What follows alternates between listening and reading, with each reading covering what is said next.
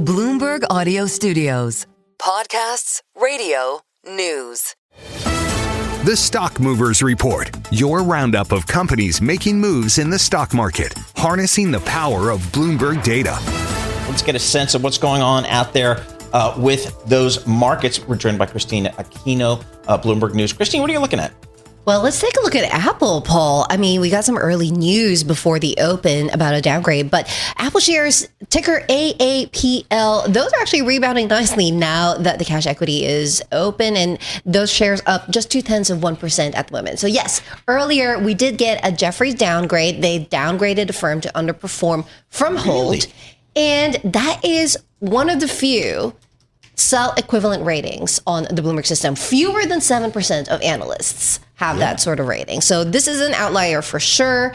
But the analysts are saying that their current valuation prices for Apple reflects a, quote, overly bullish iPhone outlook. But then Bloomberg Intelligence saying that the 7-day average for iPhone 17 delivery times was 18.9 days versus 13.6 days last year. So that actually means longer waiting times, stronger demand. And they're saying that means that puts it on track in terms of sales for an 8 to 9% gain, which is double the consensus of 4%. So looking optimistic, probably what's being reflected in the share price today. Let's also talk about Applied Materials. It didn't report earnings, but I guess they gave the equivalent of a profit warning. Yeah, absolutely, Scarlett. And the shares are paying for it. So Applied Materials, ticker AMAT, those shares are down more than 3% now. So extending losses as the session continues. And that's exactly it. So we got Applied Materials saying that their net revenue for fiscal 2026 set to decrease by $600 million because of the Trump administration's actions to dramatically expand U.S. sanctions to capture subsidiaries of blacklisted companies. What ultimately that means is that they're just going to have a harder time selling to companies in China specifically who don't have a license to go around these sanctions. And Citi analysts saying that this is a big hit to Applied Materials specifically because they're assuming about a 30% of total revenue being derived from China. So that impact, $600 million, that's going to be around 7% to China total revenue in fiscal 2026, which is worse than some of its competitors in this space. Boeing.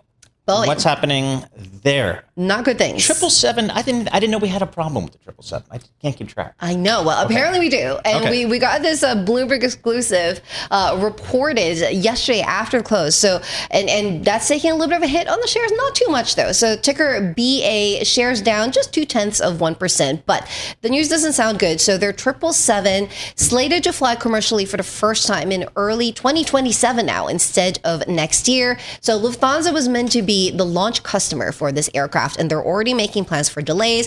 Meanwhile, Emirates, which is meant to be the biggest customer for the aircraft, are also growing more cautious, and they're looking at entry into service possibly not before 2027. So the estimate from analysts there in terms of non-cash accounting charge, that could run from anywhere from $2.5 billion to as much as $4 billion.